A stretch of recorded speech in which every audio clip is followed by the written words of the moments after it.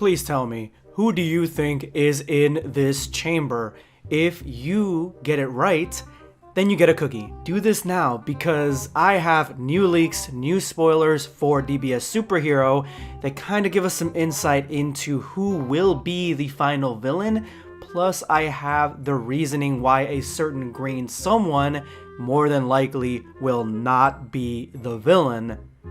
So let's get started. True or false, have we ever seen any Cell variant in Dragon Ball Super? Well, if you said true, then you are correct because Toyotaro actually created a small spin-off manga where it focused on the Cell Juniors. This spin-off had the Cell Juniors attack Goten and Trunks as they were working on the island, the monster island that 17 protects during the Tournament of Power. And these Cell Juniors assault the boys with the utmost savagery. The fighting only stops when the Cell Juniors talk amongst themselves and see that Goten and Trunks are actual rangers, and they scurry off back into the forest. 17 then explains that he actually ended up finding the Cell Juniors, the ones that were not destroyed after Cell was eviscerated, and he trained them to protect the island and take orders and defend and protect any ranger working on the island. Now you can take this as non-canon because it really ends with a what if.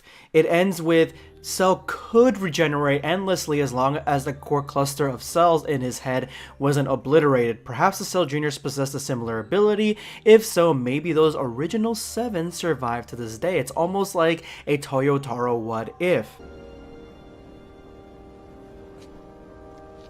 What are you trying to tell me? But I believe even them mentioning and trying to make a mini manga about the Cell Juniors and getting that greenlit to actual star in a Jump official guidebook shows that even back in 2018, they were thinking about Cell and how to implement them and thinking of various Cell what ifs. But the complete and total obviousness that this Dragon Ball Super movie has been focusing on the Red Ribbon Army, on androids, and on the return of someone, to me, it tells me that Cell isn't actually the one in the chamber because Cell was completely eviscerated by Gohan all those years ago with nothing left besides these possible Cell Juniors. Okay, so he's out of here. So who is in this chamber? Of course, I was quick to mention that the chamber actually looks a lot like the cocoon egg from Dragon Ball Z's Buu saga, but to me, I don't think it is Buu either. Luckily today we have 2 leaks that actually give us a little bit more information on exactly what is going on in the movie and who could be extremely important in it. First and foremost is this picture right here. This picture not only could possibly tell us the exact beginning act of DBS Superhero, but it tells us possibly what the entire movie is about when it comes to importance and who's standing by who. In the very beginning, we see here Broly standing by Beerus and Whis with Lemmo and Chilai in the front. We see Lemmo with a apron. He's cooking with Chilai, who originally I thought she was holding a baby, but it looks like she's holding a bag filled with supplies. These characters are important to the very beginning of the movie. They are all together, and that is why they are grouped this way. As we keep going, we see Yajirobe a little bit older with Dende, then we see obviously Vegeta with Bulma. They're obviously together, but the most important thing is right in the center, dead center, we have Piccolo and Gohan, who the movie is focused around. It's actually focused around the Sun family too. We see Goku here with Pan, and then Trunks and Goten, Krillin standing next to 18, and then at the very end we get to see the villains. To me, this makes me feel like either the beginning act of this movie has it start with Broly, then we get to see slice of life stuff with the stuff that's going on Earth with the Z Fighters, and then we're introduced to the villain, or it could possibly be the entire movie where the very beginning has Broly, the middle has Gohan with his adventures, with the end having the final climactic battle with the villains. Either way, I think it's extremely interesting that this movie starts with Broly when Broly doesn't seem to be a major part of the movie. The movie's focused on Gohan, yet it starts with Broly. Not only that, we get a little bit more character development for his crew. Lemmo is cooking, and Chilai looks like she's brought supplies either from Planet Vampa or supplies she got from Bulma. But this next picture is the one that I want to focus on. We finally get a clear shot of the base from the Red Ribbon Army without Gohan and Piccolo in the front, and we get to see that yes, they seem to be diverting power from the core of the planet, possibly through a volcano. They created their entire evil base around this volcano, drawing power for an experiment, for something important. Where else have we seen an evil base on a volcano?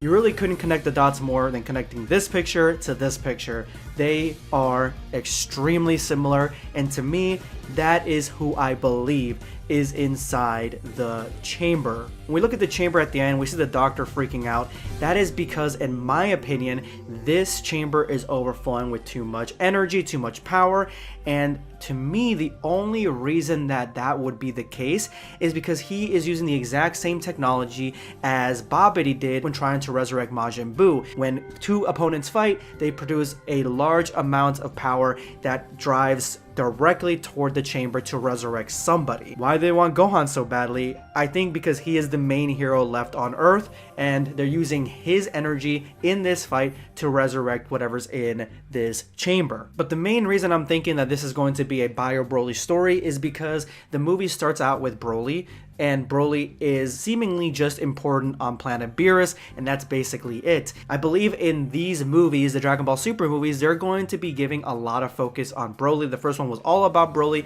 This one is going to be about Bio Broly, and they're going to develop Broly's character and his history through the movies. What kind of creature could be in the chamber? To me, I think that they are taking a bunch of inspiration from every single opponent that has been on the planet. That's why the chamber looks like Majin Buu. That's why they're using the same method as Majin Buu to get energy into the chamber and resurrect whatever's in there. I think that this is going to be an artificial life form that has a lot of similarities with Broly because that's going to be the basis, but at the same time has other aspects such as DNA from several other characters that have been on the planet, maybe even Beerus and Whis. That's why we see the Z Fighters on the wall showcasing their power and their strength, because those are the ones that they used for this experiment. Let me know if you chose Bio Broly in the comment section below. Hopefully you guys enjoyed this theory. Subscribe for more content.